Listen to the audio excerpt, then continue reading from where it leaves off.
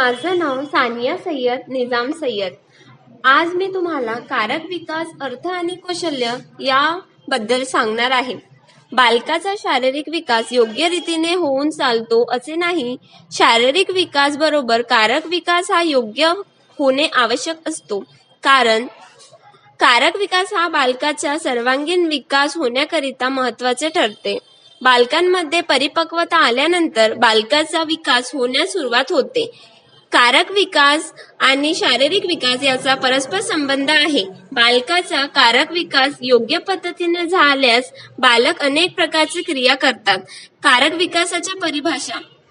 Hurlock यांच्या मते जन्माच्या वेळी व जन्मानंतर स्नायूद्वारे केले जाणाऱ्या निरर्थक अरैच्छिक क्रियेना नियंत्रण प्राप्त करणे म्हणजेच कारक विकास होय. क्रो आणि क्रो यांच्या मते स्नायू व नसांच्या क्रियेशील